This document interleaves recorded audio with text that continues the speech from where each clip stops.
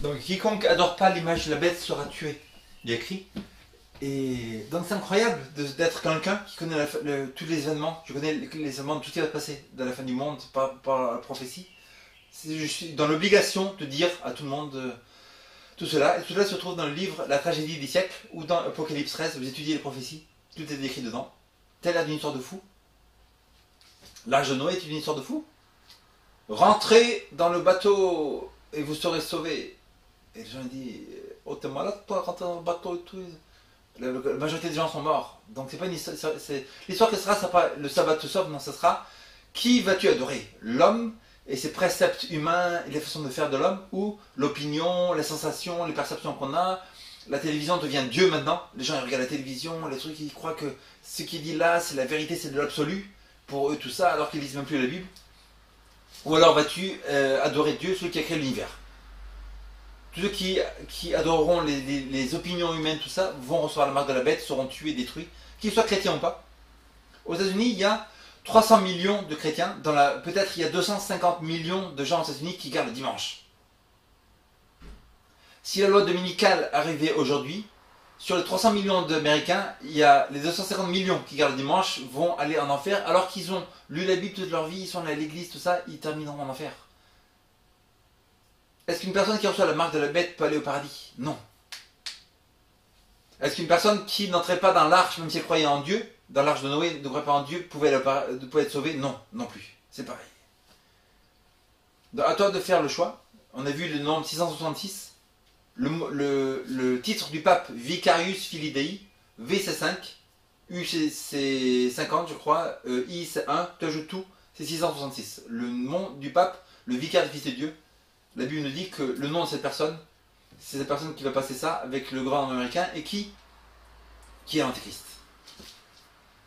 Le choix que tu as à faire maintenant, c'est de faire une étude. Tu as écouté ce message, mais tu n'as pas tous les détails encore. Une étude, donc le meilleur livre, c'est La tragédie des siècles par Ellen G. White. Gratuit sur l'internet, en audio et en lecture. Un autre bon livre, c'est Événements de la fin des jours, Ellen G. White. Événements de la fin des jours. Tous les livres d'Ellen White, elle a beaucoup ce que l'Apocalypse 12-17 nous dit. La vraie église de Dieu, elle garde les commandements de Dieu et elle a le témoignage de Jésus. Deux signes qui disent qui est, Dieu nous dit, qui est l'église de Dieu à la fin des temps. C'est ceux qui gardent les commandements de Dieu et qui ont le témoignage de Jésus. Baptiste, il ne garde pas le sabbat, méthodiste, il ne garde pas le sabbat, la plupart des chrétiens, tout le monde chrétien, le monde entier, ils disent qu'il ne faut plus garder les 10 commandements. La seule église au monde, c'est l'église adventiste 7e jour, qui garde les 10 commandements, inclus les sabbats. Après, il nous dit que cette église, elle a un autre signe, elle a le témoignage de Jésus. Elle a le témoignage de Jésus.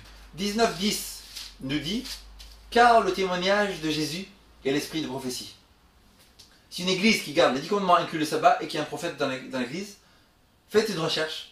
Méthodiste, catholique, baptiste, pentecôtiste, témoin de Jéhovah, la seule église au monde, c'est l'église adventiste du 7e jour. En 1844, un message est passé sur tout le monde entier, Millerite. Il a trouvé, d'après Daniel 8-14, que le monde allait finir en fait, mais que Jésus passait du lieu saint au lieu très saint en sanctuaire. La majorité des églises n'ont pas voulu ce message, et toutes les églises qui étaient avant de Dieu, que ce soit luthériens, baptistes, tout ça, méthodistes, tout ça, sont devenues Babylone. Le 22 octobre 1844, sont devenues Babylone. Et de ce jour-là, Dieu a soulevé ce nouveau mouvement qui va apporter le message des 3 anges. Le dernier message d'avertissement de la terre, c'est Apocalypse 14. Apocalypse 14, versets 6 à 12. Le dernier message d'avertissement de la terre de Dieu.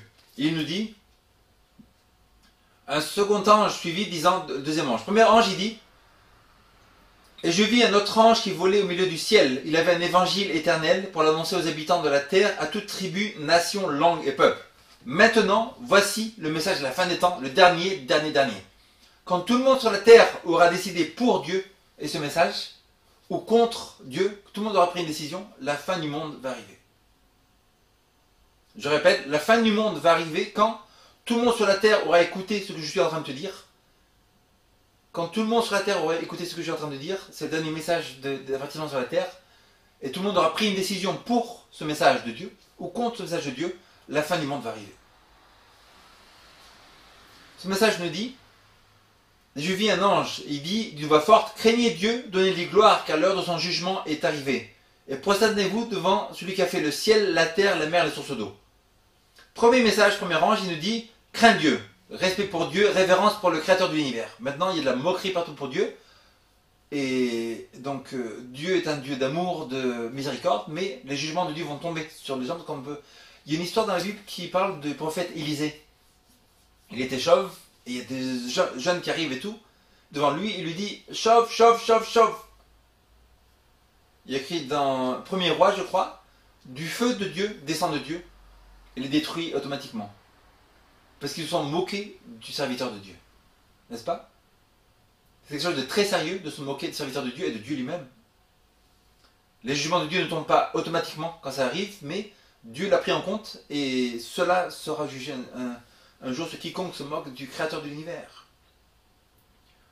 Craignez Dieu, donnez-lui gloire, car l'heure de son jugement est arrivée.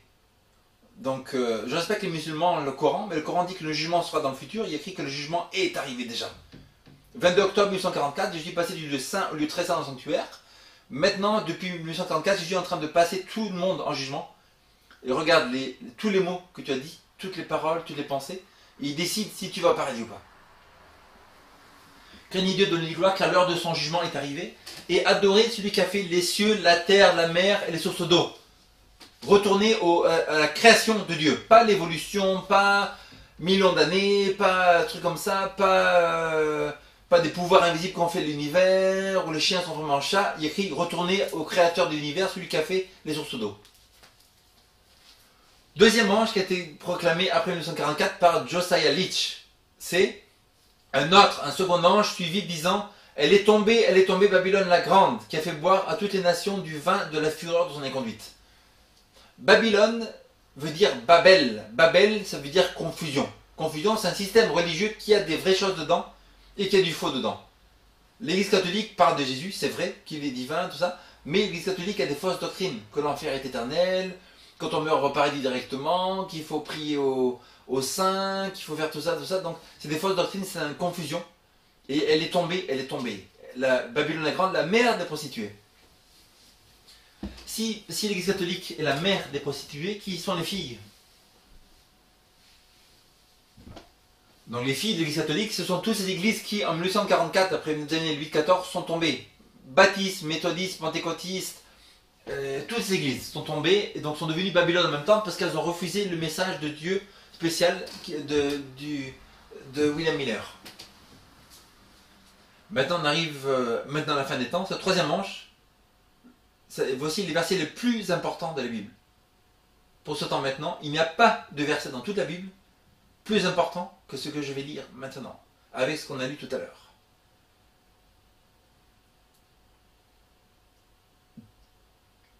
Un troisième ange les suivit, disant d'une voix forte, si quelqu'un se prosterne devant la bête, on a vu qu'il y a la bête, l'Église catholique, ou son image, et reçoit une marque sur le front ou sur la main, on a vu que l'Église catholique, vous regardez dans la catéchisme, il y a écrit que le dimanche, le changement du samedi au dimanche est la marque de notre autorité. Dans le catéchisme, il y a écrit le changement du samedi au dimanche est la marque de notre autorité. Ça veut dire que le dimanche est la marque de la bête. Quand un président parle, il a un sceau. Sur le sceau, il met son nom. Disons, nom Barack Obama. Titre, président, territoire États-Unis d'Amérique. C'est le Great Seal of America. Tous les présidents ont un sceau et qui a ces trois caractéristiques, le nom, le titre et le territoire. C'est la marque d'un président d'un pays. Pour connaître ce qu'est la marque de la bête, que faut-il connaître? Quelle est la marque de Dieu? Où se trouve la marque de Dieu dans la Bible? On retourne à Exode chapitre 20. Exode chapitre 20, il y a écrit, souviens-toi du jour de repos pour le sanctifier.